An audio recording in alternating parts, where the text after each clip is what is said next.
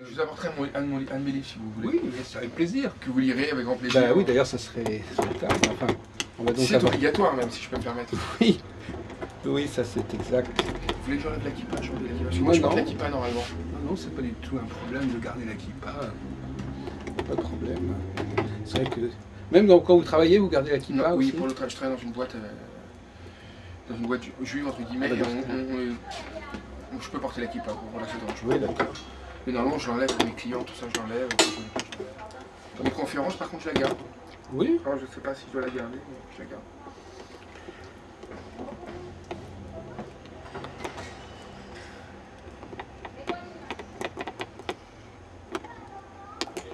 Là, je reviens du midi, là j'étais en... Ah oui, alors comment ça s'est passé? J'ai fait pas mal d'interviews avec des astrologues locaux. Pas locaux, c'est-à-dire du coin. Ouais. Pas fou. Et ça s'est bien passé? Oui, bah, c'est-à-dire que ça s'est improvisé, donc j'ai pas eu l'occasion de faire grand-chose, mais enfin j'ai quand même fait des trucs intéressants. 5 ou 6 heures d'entretien. Bon, alors donc je reçois pour un premier entretien Charles Novak pour nos émissions sur le prophétisme, sur l'histoire des textes. Et donc votre livre, le dernier de votre livre qui a fait l'objet d'une soutenance, enfin comment ça se passe? Oui, vous avez une soutenance à l'EHSS. Oui. Donc quel est le titre de la soutenance déjà? Alors Jacob Frank, comme le titre d'origine. Vous Jacob avez Frank, gardé le titre. Voilà, Déviance de la Kabbale. Parce que parfois on change le titre un petit peu. Rappelez-moi comment c'était donc? Jacob Frank, Déviance de la Kabbale ou théorie du complot. Déviance de la Kabbale ou théorie du complot. Effectivement, donc il y a quand même pas mal, ça dépasse largement le corpus lui-même. Ça veut dire que vous avez une approche comparative dans votre travail, vous avez uniquement travaillé sur ce sujet Sur ce sujet, en essayant, si vous voulez, par rapport à des sources et quelques témoignages et des sources, notamment en Allemagne, parce que j'ai commencé ce travail en Allemagne, redévelopper le thème du franquisme qui est aujourd'hui plus ou moins inconnu, notamment en France ou en Europe de l'Ouest. Alors, qui est-ce qui vous a mis sur la piste de ce sujet? C'est vous-même ou c'est vos directeurs? Alors, c'était un concours de circonstances, de plusieurs circonstances. Le premier, c'est que je connaissais ce sujet plus ou moins personnellement, un petit peu. De tradition orale, je connaissais un peu le thème du faux messie Jacob Frank. J'en avais un petit peu entendu parler. J'ai toujours été fasciné par l'histoire juive, du peuple juif. Je considère que c'est un élément important qui fait partie du judaïsme et que c'est important également pour l'histoire européenne et l'histoire chrétienne également. Et par ailleurs, j'ai été à l'origine aussi spécialisé dans l'histoire balkanique. Et l'histoire balkanique m'a amené, pour X raisons, m'a ramené, je dirais le mot ramener, à l'histoire de Jacob Frank et de son mouvement et de ses héritiers. Oui, parce qu'à ce moment-là, ça nous ramène aussi à la Shabbat Tzvi dans cette région. Tout à fait. Le espagnol. Tout à fait. Même plus loin que ça, je pense que les Balkans, terre ottomane et en lutte perpétuelle contre l'Empire d'Autriche, ont été, je pense, le vecteur, la courroie de transmission et l'endroit géographique le plus important du sabbatéisme et du franquisme. C'est un des thèmes de mon livre. D'ailleurs, un des derniers aspects de cette dimension balkanique, c'est le déclenchement de la Première Guerre mondiale. Exactement, un des déclenchements de la Première Guerre mondiale, et où je parle dans mon livre justement de certains acteurs descendants franquistes qui ne sont pas très loin, on va dire, des déclenchements de la Première Guerre, pas en tant qu'acteurs, mais en tant que témoins du déclenchement de la Première Guerre mondiale, et en même temps les Balkans, où là où est enterré Shabtai Tzvi, Nathan de Gaza, et où la trace du sabbatéisme et du franquisme est indéniable, comme j'ai démontré dans mon livre. Alors, est-ce qu'il y a une filiation quelconque entre ce phénomène, alors, je pose une question assez provocatrice, entre ces phénomènes comme le franquisme ou Shabbat Tzvi et l'émergence du sionisme, chronologiquement, géographiquement? C'est une question un peu déjà très directe pour commencer. Il y en a une indéniable, il y en a plusieurs. Il y a des pistes sous-jacentes, effectivement, il y a un rapport entre le sionisme et le franquisme. C'est une des pistes du franquisme. Le franquisme, on pourrait dire, se développe dans plusieurs directions à la fois. C'est chronologiquement, ça se situe à quel moment? Ça commence à quel moment? Le franquisme? Oui. Alors moi, le franquisme, je le situe à un moment très précis. Je le situe en 1759, année des premières conversions des adeptes de Jacob Frank, en Pologne et en Ukraine, et en Biélorussie également. Et on va dire, officiellement, je retiens la date de Gershom Schlem qui arrête le mouvement en 1823, année de la mort ou de la disparition d'Eva Frank, alors qu'en fait, d'après, on va dire, l'étalement des héritiers dans une diaspora européenne et américaine, on pourrait dire que le franquisme, ses descendants franquistes en tant que tels, se sont arrêtés dans les années 1860. Mais quand vous dites conversion, c'est conversion dans quel sens? Conversion au franquisme ou conversion du franquisme à une autre religion? Très bonne question. Alors en fait, le franquisme est multiple. En fait, Jacob Frank avait plusieurs cercles de croyants, il en avait 4. Il y avait ses croyants les plus proches, qui étaient les premiers convertis. Il y avait les adeptes, notamment de Bohême-Moravie, qui restaient dans un cadre de judaïsme tout en étant adeptes de Jacob Frank. Ce sont les ancêtres notamment de la famille de Brandeis ou Borges, ou beaucoup de ces gens qui vont émigrer aux États-Unis en 1848 et qui sont eux-mêmes à l'origine du judaïsme réformé. Et vous avez plus ou moins des adeptes franquistes qui concernent plus ou moins la majorité, des gens qui se convertissent au christianisme en apparence, mais qui restent fondamentalement adeptes de Jacob Frank et en même temps anoblis par l'Église catholique qui le remercie de cette reconnaissance du christianisme. Vous voulez dire que le franquisme apparaît quelque part comme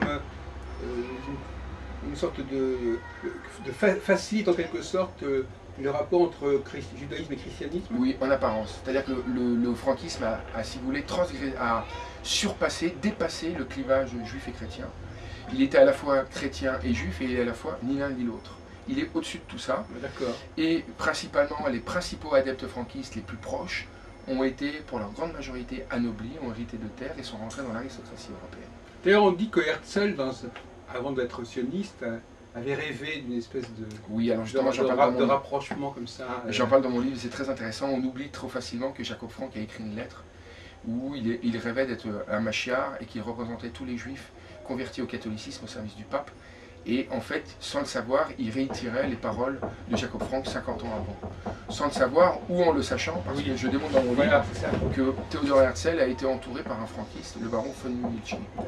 Et que Herzl a eu des contacts non seulement avec des Dolmens dans l'Empire ottoman, mais aussi avec des franquistes polonais qui l'ont encouragé à créer une terre juive, mais pas une terre juive fidèle au judaïsme, mais une terre juive fidèle au pape et anti-talmudiste. Oui. Et c'est ce qu'a dit Theodor Herzl lui-même dans une lettre en 1895, où il prêchait la conversion de tous les juifs d'Europe de l'Est au catholicisme, et lui-même en serait le dernier témoin. Oui, il les conduirait majestueusement. Comme ça. Voilà, exactement. Il y a la cathédrale de Saint-Étienne, on ne sait pas pourquoi ici de Saint-Étienne, exactement, tout à fait, où il serait le dernier juif à la cathédrale de Saint-Étienne qui amènerait tous les juifs perdus à la cause de l'Église catholique. Et ces paroles sont exactement les mêmes de Jacob Frank en 1759 auprès des autorités polonaises. Et apparemment, après, il est passé à autre chose, non? Ou bien il y a une filiation? Il y a une filiation, on pense qu'il y a une filiation. Moi, je pense que Theodor Herzl... Il y a une continuité. Il y a une continuité. Theodor Herzl n'était pas fondamentalement quelqu'un fidèle au judaïsme, loin s'en faut. Je pense que Theodor Herzl était fidèle au peuple juif, un peu comme l'était Frank dans son désir de créer une armée. Parce qu'on l'oublie trop souvent, Frank a été quelque part un pressionniste. C'est le premier à avoir pensé créer une armée juive. Et il l'a eu à Offenbach, elle a existé. Puisque ses lieutenants, après, ont éclos dans toute l'Allemagne et dans toute l'Europe de l'Ouest. Ils ont arboré une épée qui rappelait le souvenir de l'appartenance de leur ancêtre dans l'armée de Jacob Frank. Oui, il y a aussi la question du bouddhisme à ce moment-là, effectivement. C'est-à-dire que ce sont un État juif à l'intérieur des États européens. Alors, même pas, c'est une, alors, je n'emploierai plus le terme une présence d'un corps juif. Voilà, alors attention, je n'emploierai pas le terme de corpus juif parce qu'à partir du moment où ils se convertissent, Jacob Frank naît et ses adeptes ne sont pour moi plus juifs.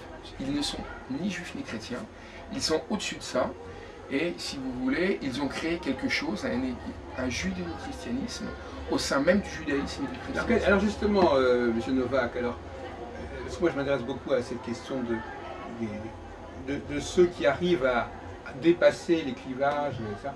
Alors justement, en quoi consiste ce néo-christianisme, néo-judaïsme? Ce n'est pas du néo-christianisme. En fait, c'est très compliqué à raconter, mais en gros, les franquistes ne reconnaissent pas Jésus comme fils de Dieu. On va dire, et là on rentre dans le prophétisme, et ça les rapproche peut-être des Dolmens. On peut imaginer, et je le suppose, et ardemment au travers de ma lecture des Chroniques du Seigneur, que ça les rapproche de Jésus en tant que prophète, non pas en tant que Messie, fils de Dieu. Donc on est bien loin d'un catholicisme clair. Jésus en tant que réformateur du judaïsme. Exactement. Et c'est là où on revient aux origines du judéo-christianisme, avant, pendant ou après Saint Paul avec les Nazaréens. C'est-à-dire qu'en fait, les franquistes ne reconnaissaient pas Jésus comme fils de Dieu, ce qui avait valu à Franck d'ailleurs pendant 13 ans, notre enfermé à Czestochowa. Mais en même temps, ils reconnaissent, si vous voulez, la rédemption par le péché, la cassure et la transgression de la loi juive, de la halakha. Il faut la casser. Jacob Frank a un mot terrible, il dit « c'est en violant la Torah qu'on l'accomplit ». Sous-entendu, c'est en violant la halakha, en la transgressant, et parfois dans ses pires excès avec des descendants franquistes, qu'on l'accomplit.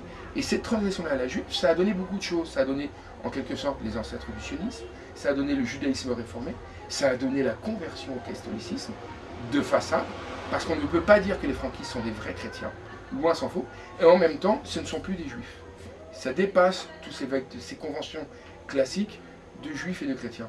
Et c'était un but de mon travail, de montrer qu'on a eu la naissance, en quelque sorte, d'une nouvelle religion, d'une secte. Une sorte de socle commun à différentes religions. À la fois de socle commun et d'ennemis communs. C'est ça, un socle commun, mais qui n'épuise pas la particularité de chaque religion. Exactement, sauf que Jacob Frank était un fervent anti-talmudiste. Enfin, il était contre le Talmud. Oui, on peut dire aussi que l'Ancien Testament est aussi un socle commun Exactement. À tout le monothéisme. Après, c'est une question d'interprétation, et on peut dire, et je me permets d'insister sur ce sujet-là, Jacob Frank et son mouvement n'est absolument pas le vestige d'un groupe juif occulte. À partir du moment où ils se convertissent et qu'ils rejettent le Talmud et qu'ils ne privilégient que la Kabbale et le Zohar, parce que leur livre saint c'est le Zohar, ils ne sont plus juifs. Et ils ne sont pas non plus chrétiens parce qu'ils ne reconnaissent pas Jésus comme fils de Dieu. Alors justement, à propos de cette question du Talmud, vous savez que, je ne sais pas si on en a parlé, mais que pour basculer vers la question des protocoles des sages de Sion, oui. On est au milieu du 19e siècle, on est dans enfin, il y a un courant aussi très fortement anti-talmudique. Tout à fait. Qui est d'ailleurs dont il semblerait que certains, qui s'originent de certains, c'est pas vous qui m'aviez dit qu'effectivement l'antitalmudisme serait né en partie chez les juifs eux-mêmes. Exactement, on peut se poser cette question-là si l'antitalmudisme, il n'est pas un héritage lointain de la mystique franquiste. Je m'explique, c'est-à-dire que l'occultisme français, on voit de courants antisémites, anti-judaïsme et également antitalmudisme. Tous ces termes sont très confus pour ceux qui emploient ou qui utilisent ces termes ou qui l'appliquent en action. Mais en tout cas, on peut se poser la question s'il n'y a pas une forme de fil, si vous voulez, comme si des documents franquistes avaient été tombés dans un héritage occultiste dans le monde chrétien et auraient développé de l'antitalmudisme qui serait après devenu de l'antisémitisme.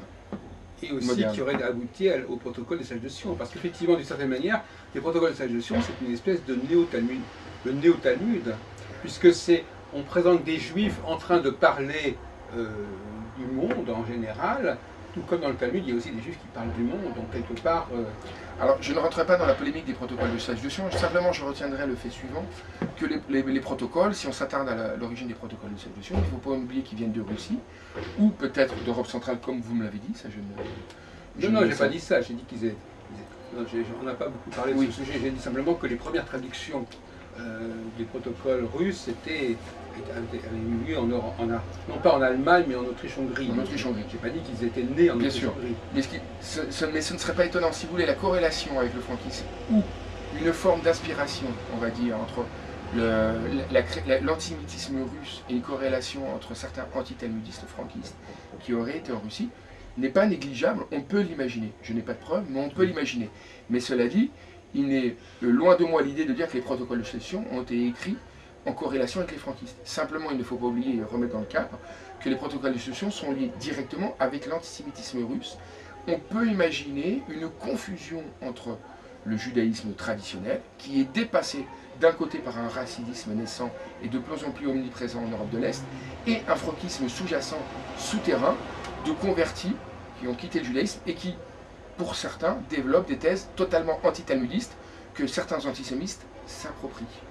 Écoutez, sur ce point, moi je ne suis pas spécialement d'accord avec vous, enfin, aux auteurs auxquels vous vous référez implicitement. Je pense qu'il ne faut pas exagérer l'origine russe des protocoles des sages de Sion. À un moment donné, ça émerge effectivement sous cette forme-là, mais il y a beaucoup d'éléments qui laissent au contraire penser que d'abord, premièrement, si on fait la genèse de ce mouvement, d'abord il y a en effet tout un courant anti-talmudique qui se développe dans le monde germanique, tout à fait. Et pas spécialement dans le monde russe. L'antitalmudisme n'est pas... Non, tout à fait. Donc l'antitalmudisme tel qu'il ressort dans les protocoles des sages de Sion, il est précédé de toute manière par l'antitalmudisme tout à fait européen. européen. Et y compris par les juifs eux-mêmes, qui, bien sûr. Et également, cet antitalmudisme germanique, d'ailleurs j'ai fait des articles sur Internet, il aboutit également en France. Tout à fait. Puisqu'il y a des traductions françaises d'ouvrages anti-talmudiques à la fin des années 1880. Édouard Drumont, par exemple, il préface un de ses ouvrages anti-talmudiques. Donc je crois que la piste française n'est pas si mauvaise que cela en réalité. Pas du tout. Je pense qu'en fait, on passe de... Voilà, il y aurait une sorte de liaison comme ça. Alors il y aurait effectivement un anti-talmudisme de l'intérieur du judaïsme qui aurait été récupéré effectivement par un certain nombre d'auteurs allemands que j'ai cités, je n'ai pas en tête, allemands en tout cas de langue allemande, avec des citations très précises de tel et tel texte juif et talmudique. En fin de compte, ce qui est intéressant, c'est de montrer qu'en quelques années, on passe d'un anti-talmudisme, d'un antisémitisme, d'un anti-judaïsme fondé sur ce que les juifs disent des chrétiens dans le Talmud, et quelques années après, on fabrique alors que le Talmud est lui en réalité un texte authentique, on fabrique un texte du même ordre, mais cette fois-ci qui est censé être contemporain, qui est censé être moderne. Voilà. Ce qui permet de ne pas simplement s'attaquer à des juifs qui auraient écrit il y a X centaines d'années quelque chose, mais de montrer qu'ils continuent à le faire. En fin de compte, les protocoles de traduction seraient là pour montrer que finalement, ce qui est dans le Talmud n'a pas disparu et que les juifs, encore une fois, se réunissent. Et à ce moment-là, ça renvoie à un autre problème, c'est l'influence des congressionnistes sur les protocoles des traductions. C'est-à-dire que parce que c'est pas par hasard que, malgré tout, c'est pas par hasard que on imagine une sorte de congrès où les juifs se réunissent, etc. Et le fait qu'à ce moment-là, justement, dans les mêmes années, 1997-98, il y a des congrès sionistes. Donc il y a à la fois l'influence, les protocoles de solution doivent beaucoup à l'antitalmudisme et doivent beaucoup aux premières réunions, aux premières grandes assemblées sionistes. C'est possible. D'où le nom protocole des sages de Sion, où on a quand même le mot Sion qui est là. Je pense que si vous voulez, il y a un concours de circonstances, il y a une corrélation d'événements très différents des uns des autres qui se greffent en même temps. Qui s'amalgament. Je pense que déjà, effectivement, qu'on a oublié, on peut y rajouter entre ce qu'on appelle l'anti-judaïsme et l'antisémitisme un facteur au milieu qui était effectivement l'antitalmudisme. Effectivement, l'antitalmudisme, comme vous dites, moi je pense que l'antitalmudiste vient quelque part pour une bonne partie, pas complètement, mais peut-être de franquistes convertis qui ont redéveloppé des thèses. D'accord. Et à ce moment-là, effectivement, on passe, comme l'a dit Léon Poliakov, d'un antijudaïsme à un antisémitisme. L'antitalmudisme tombe à un moment où effectivement, où beaucoup de juifs d'Europe de l'Est prennent conscience de la nécessité d'un État. Il y a effectivement des réunions, des congrès avec beaucoup de juifs d'Europe de l'Est qui s'y retrouvent et qui effectivement peuvent alimenter d'un autre côté, au moment où l'antitalmudisme se développe d'une manière phénoménale en Allemagne, en Europe centrale, et principalement dans l'Empire d'Autriche-Hongrie et la Russie, un concours de circonstances qui va déboucher sur l'antisémitisme et les premiers congressionnistes, effectivement, qui réagissent en même temps à cette transformation de l'antijudaïsme antitalmudiste et qui deviennent de l'antisémitisme. Et d'ailleurs, entre parenthèses, par rapport à ce que tout à l'heure, il y a une corrélation entre le fait que les textes anti-talmudiques paraissent dans les mêmes régions qui vont accueillir les traductions du russe des protocoles des traductions, c'est-à-dire l'Autriche-Hongrie. D'ailleurs, avant la Première Guerre mondiale et non pas après la Guerre mondiale. Tout à fait. Même si avant la Première Guerre mondiale, un sujet de recherche qui n'a pas été beaucoup étudié et qui peut-être pourrait faire frémir, c'est également la problématique sur Jacob Brafman, qui a été le premier traducteur russe des protocoles de traduction, qui est un juif converti au christianisme orthodoxe. Qu'est-ce que vous savez sur son rôle qu'est-ce que vous entendez par traducteur des sages de Sion? C'est-à-dire qu'il aurait traduit de quelle langue? De russe en allemand? Non, si vous voulez, la problématique des protocoles de sages de Sion concerne un texte en hébreu qui concerne le Talmud, qui a été traduit par un certain Jacob Brafman, qui était un juif qui avait des grandes connaissances talmudiques, qui s'est converti au christianisme russe quand il était adulte, et qui a essayé de démontrer que dans le Talmud, on démontre qu'il y aurait une suprématie juive d'un État dans un État au sein de l'Empire russe. Et effectivement, la traduction de Jacob Brafman, qui, on ne connaît pas ses motivations, a été plus que curieuse, a été la première étape à l'élaboration des protocoles. Là où je veux en venir, c'est que j'ai découvert des sources russes communistes, écrites par un juif russe communiste qui s'appelait, je crois, Hesse, qui a essayé de démontrer au cours de la période soviétique que Brafman a traduit ce texte non pas par esprit antitalmudiste, mais en pensant réellement, en croyant démontrer qu'il fallait favoriser l'émancipation des juifs russes au sein de la société russe et que le Talmud était un vecteur qui empêchait l'assimilation des juifs russes à la culture russe. Alors, c'est une théorie communiste qui a été oubliée, qui a été faite par un historien russe. Cela dit, il est quand même intéressant d'étudier le cas de Brafman, que peu de chercheurs ont voulu étudier en profondeur. Il est juste cité dans les protocoles de suggestion de Norman Cohn en disant que le premier traducteur de certains écrits hébraïques vers la langue russe a été un juif converti qui s'appelait Jacob Brafman. De lui, on ne sait très peu, sauf que des sources russes expliquent que son petit-neveu a été un certain Kodasevitch, qui a fait partie de la franc-maçonnerie russe, et qui est l'immigration blanche, et qui est mort à Paris en 1930, et qui a été un membre actif de l'immigration russe blanche à Paris jusque dans les années 30. Donc c'est la seule piste qu'on aurait. Mais il serait intéressant, effectivement, d'étudier son cas, peut-être, enfin je ne sais pas. Je ne comprends pas très bien. Qu'est-ce qu'il aurait traduit? Je n'ai pas compris du tout. Là. Qui, Brafman? Oui. Alors Jacob Brafman, si vous voulez, il y avait tout l'antisémitisme russe qui disait qu'il y avait le Kaal, qu'il y avait les communautés juives de Russie étaient indépendantes et autonomes, n'avaient pas besoin de l'autorité russe. Oui. Il ne faut pas oublier qu'à l'époque, les paysans russes sont des serfs. Beaucoup de paysans russes ne sont pas libres et vivent dans des communautés de servage comme au Moyen-Âge en France. Les juifs russes, paradoxalement, ont une forme d'autonomie un peu plus, vivent dans des bourgades, des shtetl, des bourgades, entre guillemets, plus autonomes. Jacob Brafman, en traduisant les protocoles, en traduisant, il a soi-disant trouvé... Donc il traduit les protocoles de quelle langue? Alors, c'est pas les protocoles, il traduit soi-disant... D'accord, donc c'est pas les protocoles. Il traduit, si vous voulez, des textes juifs pour démontrer aux autorités russes que finalement les juifs russes vivent en autarcie et qui n'ont pas besoin de... Des textes juifs qui sont des textes talmudiques? Alors je ne sais pas, justement c'est la grande problématique à savoir. Lui, il dit que c'est des textes qui prouvent que le Kaal, le gouvernement juif autonome, existe.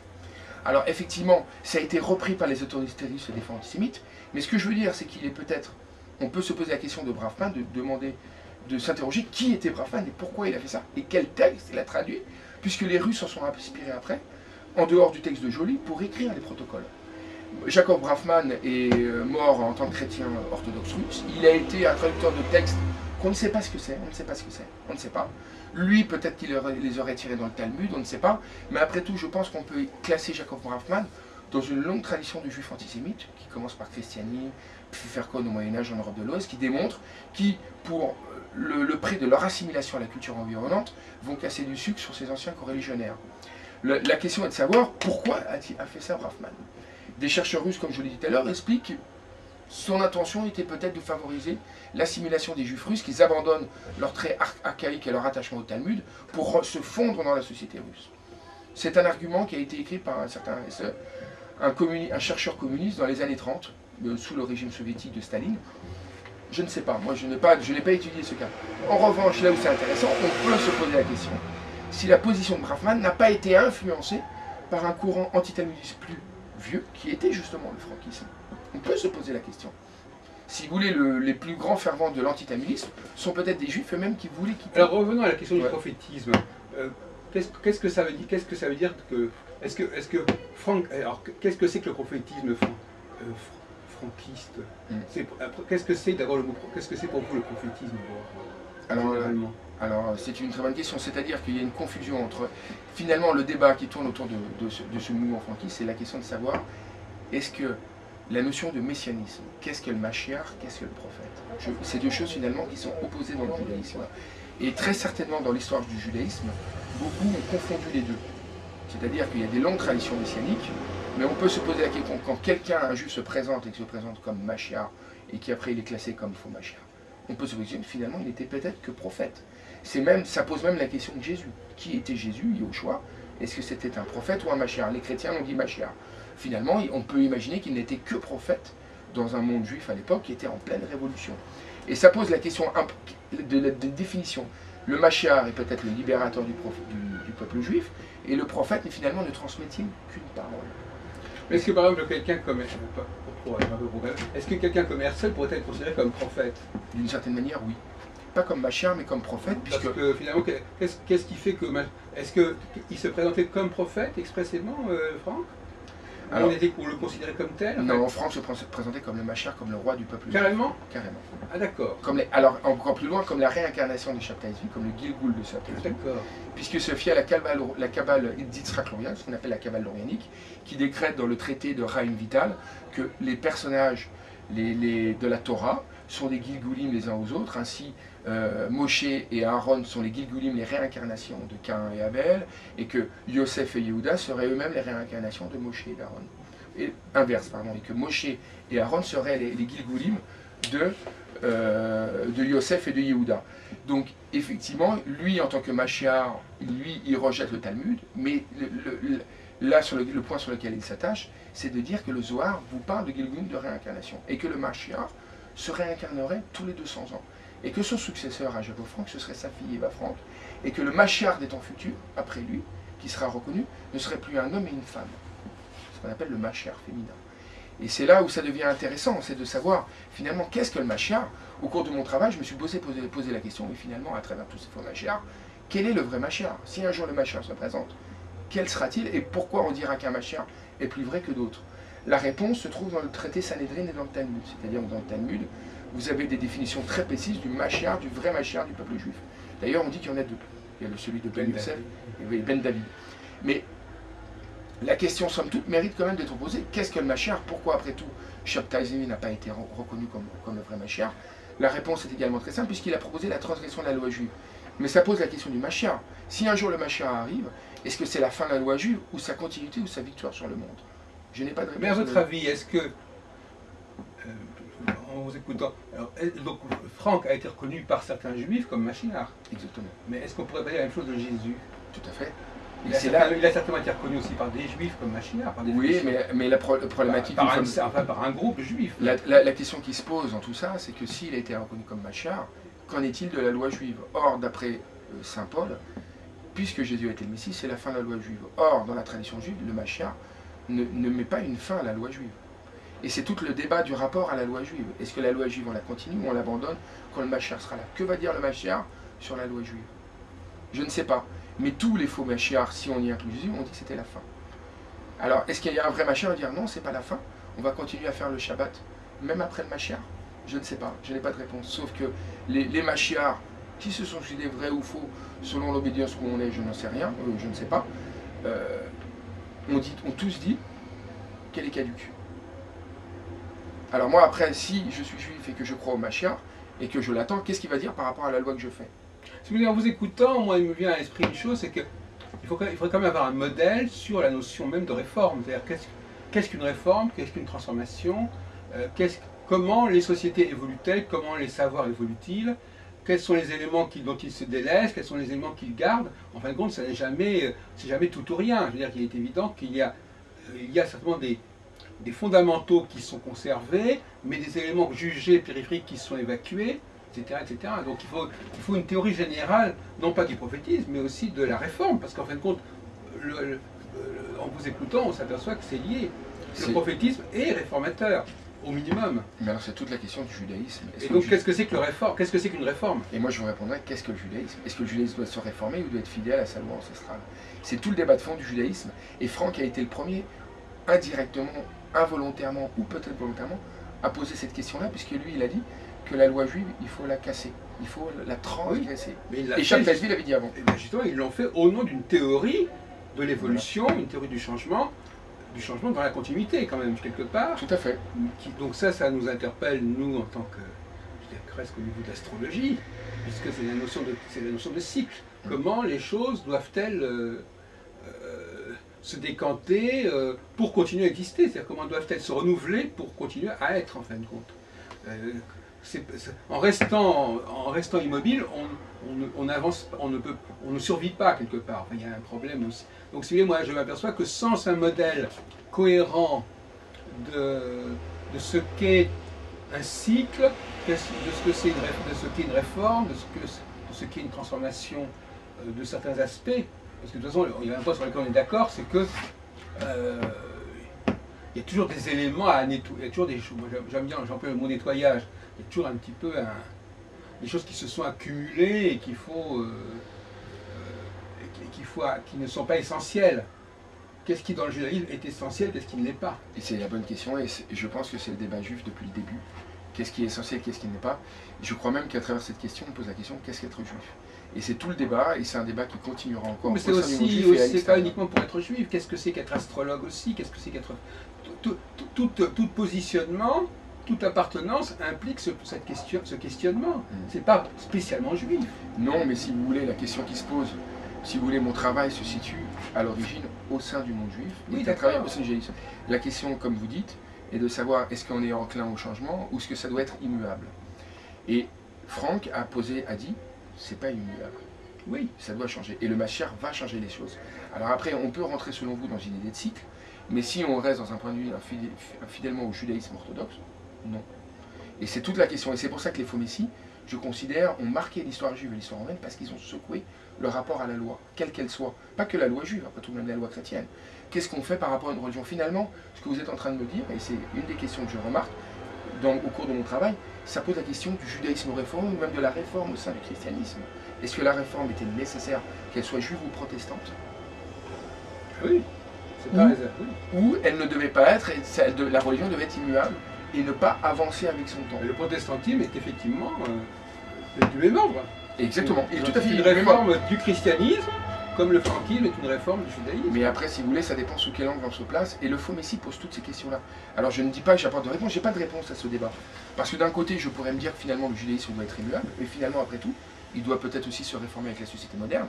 Mais on peut dire que dans un cadre, du côté du monde juif, et même du côté du christianisme, la réforme s'est passée d'une manière extrêmement violente. La question de la modernité est à double tranchant, M. Novak. Tout à fait. C'est à la fois quelque chose... La modernité n'est pas la seule façon de réformer. Ça dépend ce qu'on entend par réforme. La modernité, ça n'est pas simplement le fait d'adopter des idées nouvelles qui sont dans l'air.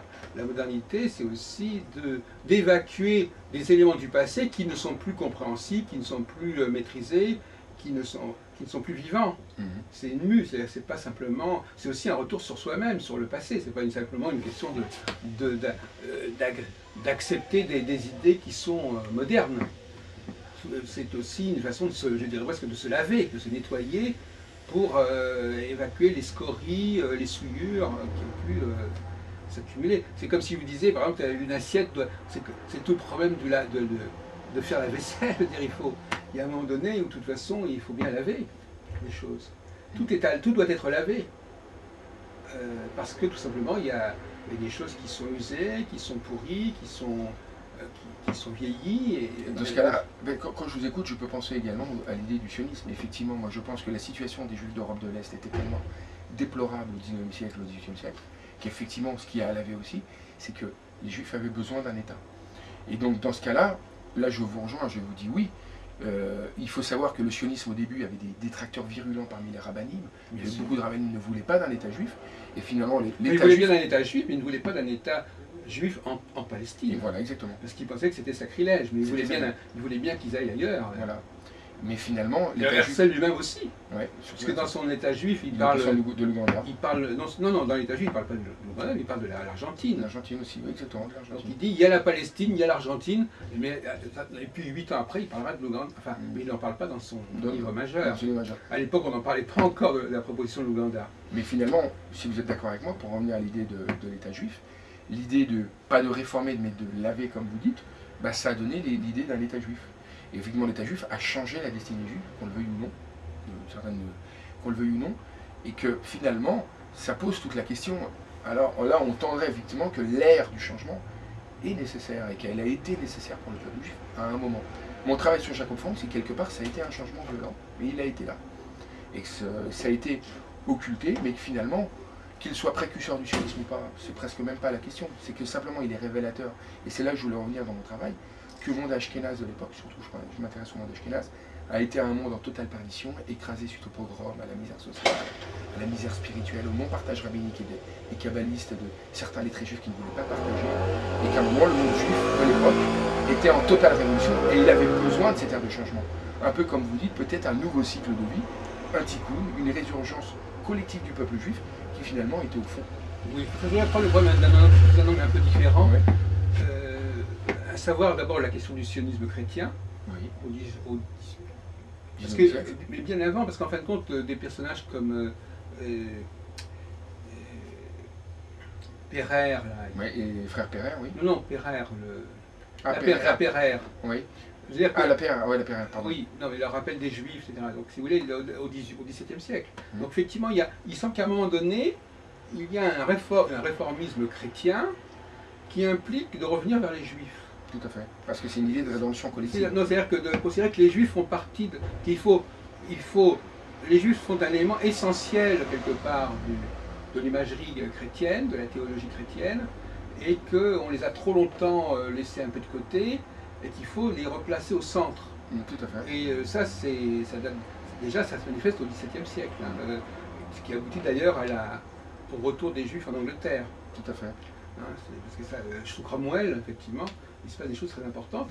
Et Isaac de la Pereire, justement, est un auteur qui écrit un ouvrage qui implique effectivement qu'il faut rappeler les Juifs, c'est-à-dire il ne faut pas les ignorer, ces Juifs, les vrais Juifs. Il ne faut pas simplement dire il y a les chrétiens qui sont le nouvel Israël. Non, il faut vraiment, les Juifs sont là, il faut en faire quelque chose. Et d'où l'idée que peut-être il faut les envoyer en Palestine pour que la fin du monde s'accomplisse. C'est une instrumentalisation des Juifs. D'ailleurs, je dirais deux choses sur. Je ne pense que c'est pas un hasard que lui-même s'appelait Isaac, c'est-à-dire que ses parents avaient des vieilles traditions bibliques, c'est-à-dire que donner un chrétien qui s'appelle Isaac à l'époque, je pense que c'est révélateur de quelque chose. Et qu'en même temps, effectivement, je pense qu'il y a également dans ce que vous dites, chez les chrétiens, une idée messianique, tout autant que le monde va connaître la résurrection, si les Juifs eux-mêmes connaissent la résurrection. Oui. Donc l'ambiguïté du sionisme, c'est que quelque part, il fait écho aux attentes chrétiennes. Alors moi je pense que c'est peut-être plus complexe que ça. Je dirais deux choses. Déjà le premier point, cette phrase que je mets au début de mon livre, et je pense que c'est l'idée chrétienne de dire ça, c'est que, entre guillemets, c'est écrit dans la Torah, dans la paracha d'Yitro, on dit, quand Hachem, Dieu, s'adresse au peuple, il dit, je ferai de vous une nation sainte et un peuple de prêtres. Et je pense que les chrétiens ont suivi cette idée-là directement. Et d'ailleurs, c'est cette phrase célèbre qu'a dit un pasteur allemand avant d'être déporté par les nazis en Allemagne, qui a dit, le peuple juif est le peuple témoin de l'existence de Dieu. Et je crois, sans prétention, à cette idée-là, et que des chrétiens, déjà dès le XVIIe siècle, croyaient fermement à cette phrase-là. Et y croyaient. C'est-à-dire que, qu'on le veuille ou non, qu'on mette sur une cathédrale de Paris la femme juive comme ça, fatiguée, avec son casque et sous les yeux, et à côté une femme chrétienne, la synagogue déchue, voilà. Aux yeux bandés. Mais ça participe en même temps aussi à l'idée que le peuple juif est peut-être défait, mais qu'un jour, lui aussi, il va remonter. Oui. Et je pense que, si vous voulez, quelque part, la remontée des Juifs, c'est aussi la remontée vers la Terre Sainte. Exactement. Et on a besoin les chrétiens ont besoin de cette remontée des Juifs. Exactement, tout à fait. Et donc, donc ça devient très ambigu. C'est-à-dire qu'en fin de compte, quelque part, le sionisme n'est pas uniquement voulu par les Juifs, et peut-être même pas uniquement et même prioritairement par les Juifs, mais par les chrétiens. À commencer évidemment par les sionistes, par le monde britannique, par exemple, qui a manipulé les Juifs pour qu'effectivement il s'installe définitivement en Palestine. Mais en même temps, de manière plus avec la déclaration de Balfour, voilà. Et puis en même temps, après leur revirement, parce qu'après les Anglais ont une politique pro-arabe après. Ah oui, alors ça c'est un autre sujet. C'est un autre sujet. Oui, il y a eu un retournement de situation. Oui, voilà, oui. Mais ce qui est intéressant également, c'est que je pense aussi qu'il est intéressant, c'est de s'intéresser au sabbatéisme, le de Chaptalesville. Parce qu'on oublie aussi que Chaptalesville lui-même, déjà, projetait l'idée d'un État dans les Balkans, pour les Dolmens, pour ses adeptes convertis à l'islam. C'est-à-dire que l'idée d'un État juif, elle peut également concerner le monde chrétien dans cette vue de rédemption du genre humain. En même temps, les Juifs eux-mêmes, déjà, Chaptalesville pensaient déjà à l'État juif. Justement, je ne sais pas si vous êtes au courant, parce que moi j'ai fait des travaux là-dessus, à quel point le sionisme a d'abord focalisé sur l'Empire ottoman. Tout à fait. Il y a trois exemples de cela. Mais c'est le thème de mon travail. Il y a trois exemples. Alors il y a effectivement le cas que vous signalez, mais il y en a deux autres. D'abord, il y a la Roumanie. J'ai fait des communications il y a 4 ans sur ce sujet à Jérusalem. C'est-à-dire que le congrès de Berlin de 1878, n'est-ce pas, les Roumains étaient en train de s'émanciper de l'Empire turc, et grâce au... Mais alors on leur disait, on va bien vous aider à trouver leur indépendance, mais vous allez accepter les Juifs. En fin de compte, ils ont fait pression sur le jeune État roumain pour constituer une solution à la question juive. Alors qu'il y avait une forte communauté juive justement en Roumanie. Mais il y a aussi une forte immigration juive vers la Roumanie de ce fait-là, qui a provoqué d'ailleurs une réaction de rejet. parce qu'il faut bien comprendre qu'il y a un lien direct entre l'antisémitisme et l'immigration juive. Et deuxièmement, il y a le cas qui est bien connu du décret Crémieux, qui s'adresse aussi. Alors l'Algérie, c'est quand même aussi une ancienne possession ottomane, n'est-ce pas? Oui. Donc la Palestine est une ancienne possession ottomane, l'Algérie est une ancienne possession ottomane, la Roumanie est une ancienne possession ottomane. Donc on voit à quel point il y a un lien, il y a une sorte de volonté du monde européen à évacuer la question juive vers le monde ottoman. Tout à fait. Par tous les moyens possibles. Alors, qu'on les envoie en Algérie chez les musulmans, en Roumanie dans des populations qui se sont dégagées de la botte ottomane, en Palestine, et puis là, on revient sur ce que vous disiez tout à l'heure, sur alors quel était le projet du sabbatianisme d'installation d'un État juif dans les Balkans, et où est-ce que ça aurait pu avoir lieu? Justement, j'avais envie, dans les Balkans, sur les territoires de l'ex-Yougoslavie. Ah, donc c'est ça serait donc la Croatie, la Serbie, tout à fait, Monténégro, et éventuellement même un petit peu la Roumanie, pour deux points très précis. Un, Shabtai Zvi est enterré à Olchini, comme maintenant on le sait. Nathan de Gaza est enterré à Skopje en Macédoine. Et si vous voulez, l'idée, et ça c'était là je m'intéresse à l'idée franquiste, les franquistes, pour certains, sont arrivés, on va dire, très proches du pouvoir autrichien. On peut penser à Julius Frey et à Schoenfeld. Schoenfeld a côtoyé l'empereur d'Autriche.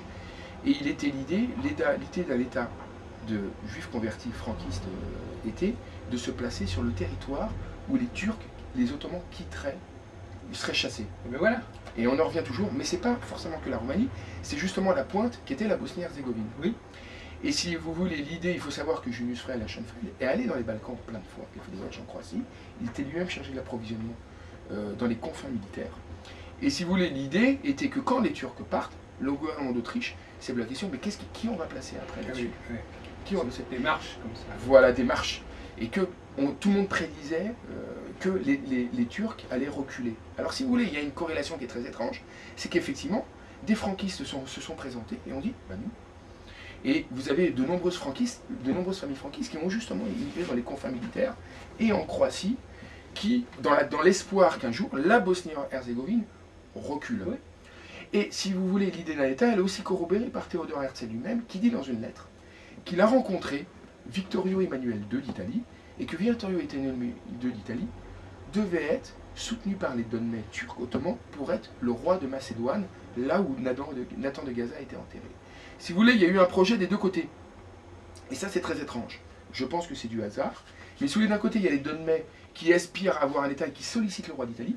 C'est écrit dans une lettre de 1905 de Théodore Herzl, qui lui-même avoue que le roi d'Italie, au moment de sa mort, où le roi d'Italie lui avoue que lui-même connaissait les Donmets et les alliés de Chaptazvi, et qui devait être le roi des Donmets dans un modeste royaume de Skopje, l'actuelle Macédoine, et justement là où est enterré Nathan. Il aurait été à la fois roi d'Italie et roi de Macédoine. Et de Macédoine et des Donmets qui étaient sur place.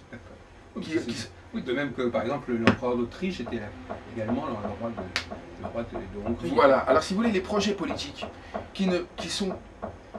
En fait, comme vous dites, le point central de tout ça, c'est l'Empire ottoman. Il est vrai que l'Empire ottoman était l'empire à abattre d'un point de vue européen. Mais une fois que l'Empire ottoman a été retiré, qui était roi de ces États-là, qui était prince?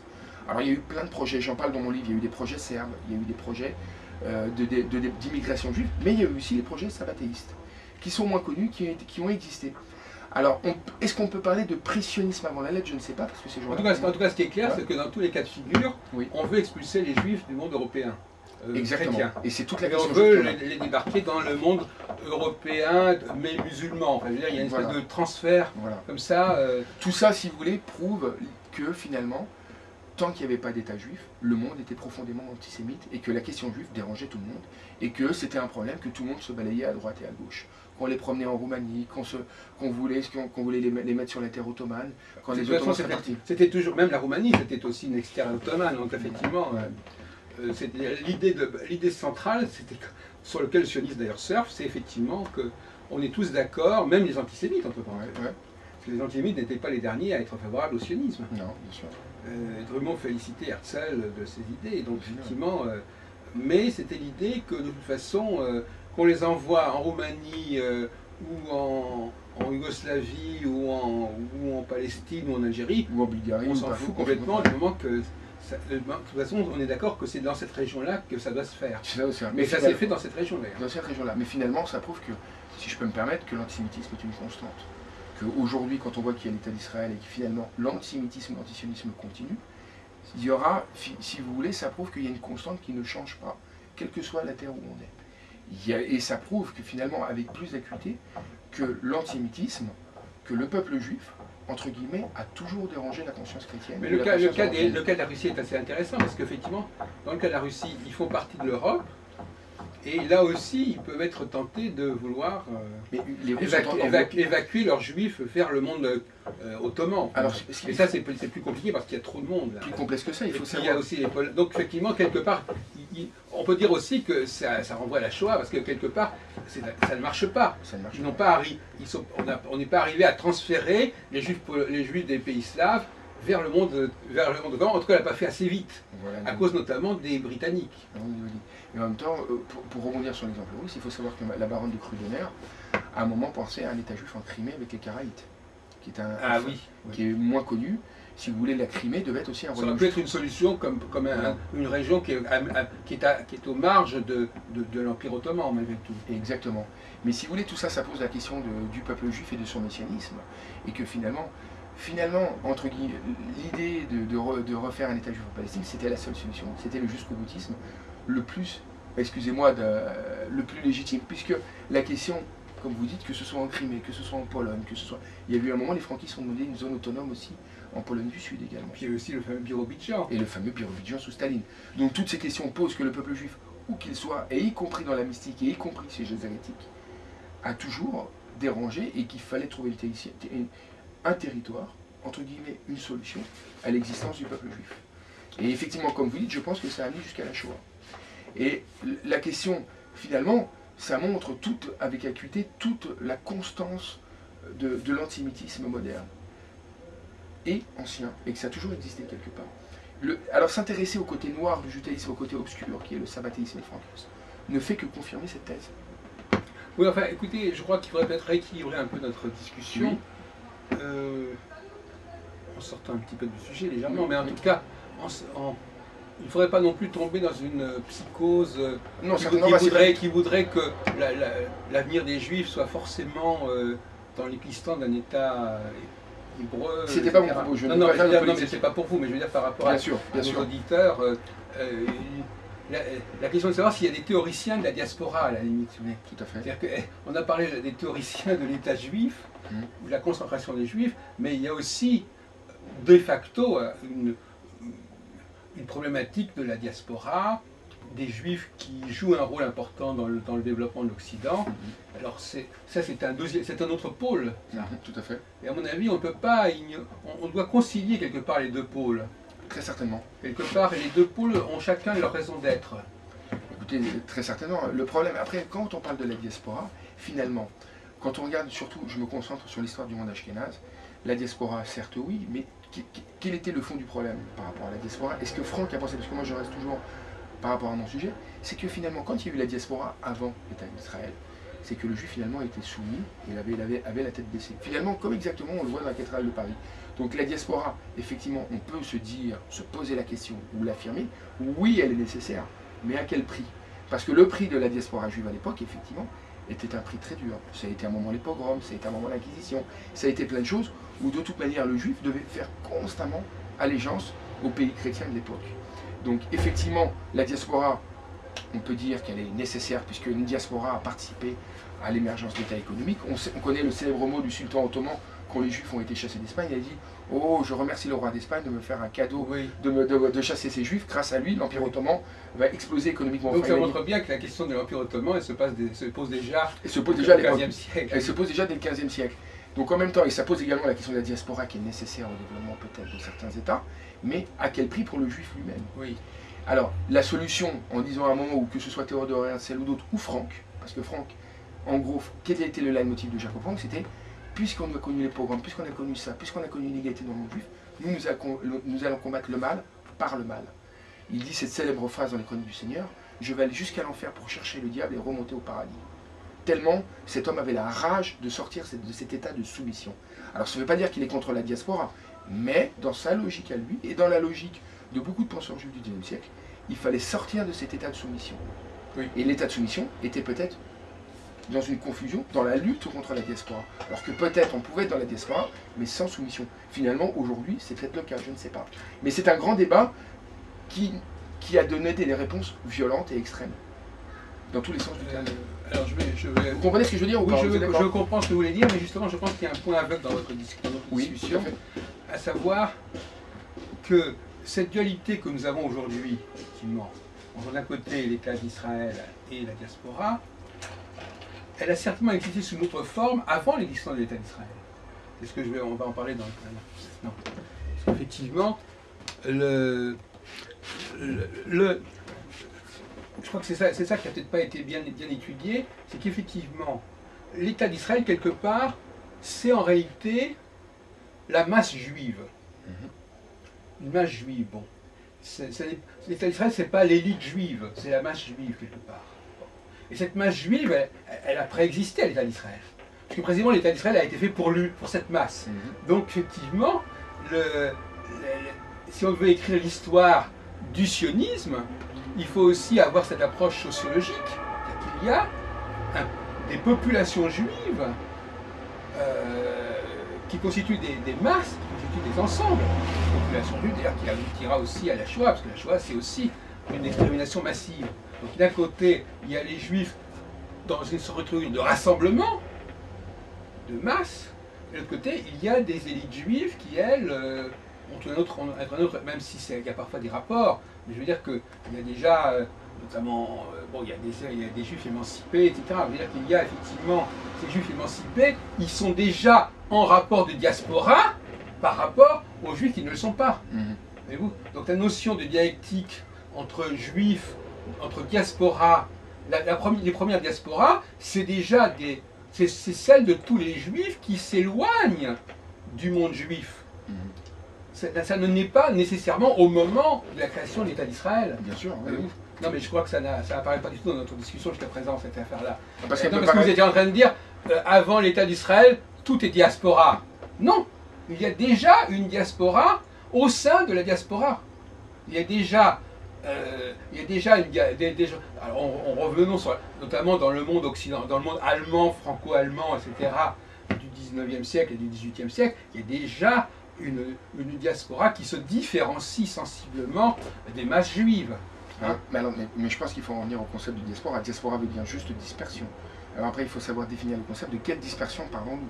Moi, je parle de dispersion simplement par rapport à un peuple qui se retrouve divisé et qui se retrouve dans une multitude d'États étalés de plus en plus, que ce soit vers l'Europe, vers l'Afrique du Nord et vers l'Asie, jusqu'en Afghanistan et en Chine. On le sait, aujourd'hui, vous avez eu des juifs en Chine. Donc moi, je parle de diaspora dans l'idée que la diaspora est-elle nécessaire. Alors effectivement, il y a un rapport à l'identité, il y a une diaspora au sein même de la diaspora, je vous l'accorde, par rapport à un noyau qui est la communauté, mais en lui-même, si on a une vision globale de cette diaspora, le regard de l'historien vous montre que la diaspora, de tout temps, excepté quelques cas notoires, cas très précis, a fragilisé le peuple juif depuis toujours. Le peuple juif s'est retrouvé exposé à toutes sortes de dangers, pas toujours. Il y a eu des âges d'or, on peut penser à Prague, on peut penser aux juifs de Chine, on peut penser à certaines périodes aux juifs de Boukhara, on peut penser à certaines périodes précises de l'histoire du peuple juif. Moi je parle simplement en termes de dispersion, qu'un peuple se trouve divisé, que malgré tout, il a gardé une espèce d'unité spirituelle, parce qu'après tout, on peut toujours se poser la question, quel est le lien entre un juif indien, chinois, et un juif ashkénaze, et un juif marocain, si ce n'est la religion. Il faut le faire, parce que les types physiques, la tradition culinaire, la tradition culturelle, c'est des fossés, vous voyez ce que je veux dire? Oui, je connais bien le judaïsme indien. Voilà, donc c'est des choses différentes, et pourtant, malgré ces diasporas, vous avez une forme d'unité spirituelle, identitaire, qui transgresse les frontières, mais qui en même temps les fragilise, qui fragilise tout le monde, d'un point de vue général. C'est dans ce sens que je posais la question de diaspora. Après, chaque individu, effectivement, réagit par rapport à ces diasporas, que ce soit un rapport à l'assimilation, que ce soit un rapport au mariage mixte, ou à l'éloignement de la communauté, ou d'en faire partie et de continuer à faire la religion, ou après de devenir athée, d'adhérer au communisme, enfin plein de choses, tout au long de l'histoire. Il est vrai que la question qui se pose de la diaspora pose la question de l'unité et du rassemblement. Et paradoxalement, la diaspora, il y a toujours eu un rassemblement qui a transgressé les frontières, et ce qui faisait finalement ce qui faisait peur au monde non juif. Voilà, donc je me permettrai donc de ne pas être d'accord avec vous. Je reconnais que ma proposition est originale, mais je C'est-à-dire, tiens. pourquoi original vous Elle êtes est pas d'accord? originale, non, je ne suis pas d'accord. Oui. Euh, Bien sûr, bah, tant mieux, tant mieux. j'ai le droit de ne pas être Ben, d'accord. vous avez raison, et je suis pour vous, c'est pas Voilà, d'accord. donc je C'est ne suis bien. pas d'accord. Je pense qu'effectivement, d'un point de vue, disons, rigoriste, on pourrait. Je pense que c'est une erreur de voir les choses comme cela. Ah, mais de quel point j'ai vu, vous le dire? Donc je veux dire par là que moi j'aurais tendance à relativiser l'importance de l'émergence de l'État hébreu. Par rapport à- parce que c'est un peu embêtant de dire, voilà, alors au 19e, au 20e siècle, il y a l'État hébreu, puis avant, pendant depuis des siècles, il y a la diaspora. Il n'y a pas eu d'État hébreu avant. Il n'y en a pas eu. Non, mais justement, donc, On n'a jamais eu. donc c'est pas très, ça donne pas une image très cohérente. C'est-à-dire que ça veut dire que quelque part, quelque chose de totalement nouveau a émergé à ce moment-là. Avec l'État d'Israël? Oui. Ce qui est un peu vrai. Non, non, mais justement, il faut faire très attention avec la notion de nouveauté radicale. Ça ne plaît pas beaucoup ni aux historiens, ni aux sociologues, en tout cas pas aux sociologues, ni aux anthropologues. Donc, cette façon un peu romantique de voir l'histoire du peuple juif, moi je propose qu'il faut complètement évacuer cette façon de voir. Je pense que, donc justement, je propose un autre modèle que celui-là, en sachant qu'il est nouveau quelque part. C'est-à-dire que au regard d'une volonté de comprendre l'histoire du peuple juif sur plusieurs millénaires, on ne peut pas se permettre de dire que ce qui s'est passé avec la création de quelque chose en Palestine soit un tournant et qu'il n'y a aucune structure de ce genre-là qui ait précédé. Alors je pense qu'effectivement ça a pris des formes totalement différentes, mais qu'il faut avoir l'intelligence justement de relativiser, de relier entre elles, voyez-vous. Donc si vous voulez, on risque d'aller vers une conception un petit peu incohérente sur le plan sociologique et anthropologique du juif, et ça va très loin, puisque en fin de compte, quelque part aussi, ça nous renvoie à une autre question, et on va l'aborder dans une deuxième partie, à savoir effectivement quel est le rôle quelle est l'importance des juifs pour le christianisme aussi, voyez-vous. C'est-à-dire que il y a donc deux questions, il y a donc deux points aveugles là qu'il faudrait aborder, que nous allons aborder. C'est d'une part, quelle est l'importance des juifs au cœur même de la problématique chrétienne, et deuxièmement, est-ce que la diaspora n'est pas elle-même en effet déjà dans une... Est-ce que ça existe cette notion de diaspora, ou est-ce que... attendez, je termine, après on va changer le truc. Ou est-ce qu'en réalité, sous le mot de diaspora, on englobe des réalités totalement différentes et qui vont apparaître de plus en plus comme différentes avec justement la création littéraire, qui ne fera que exacerber des différences qui sont déjà bel et bien structurellement ancrées dans le monde juif. Alors si je peux me permettre, je vais vous répondre par une question, puisque vous m'avez répondu comme ça. Alors est-ce que vous êtes, si je suis bien votre raisonnement, si j'ai bien compris, c'est comme si vous étiez un peu d'accord avec les autorités russes et l'époque de ces fameux protocoles, ce faux qui a été inventé par les autorités tsaristes, de dire que les juifs étaient déjà un État dans l'État? Parce que justement, ils n'avaient pas d'État. Non, ce n'est pas ce que je suis en train de dire. Quoique, je ne dis pas non plus le contraire. Je dis simplement qu'il faut décrire la structure sociologique du peuple juif. Et s'apercevoir que cette structure, elle est déjà dualiste. Elle est déjà duelle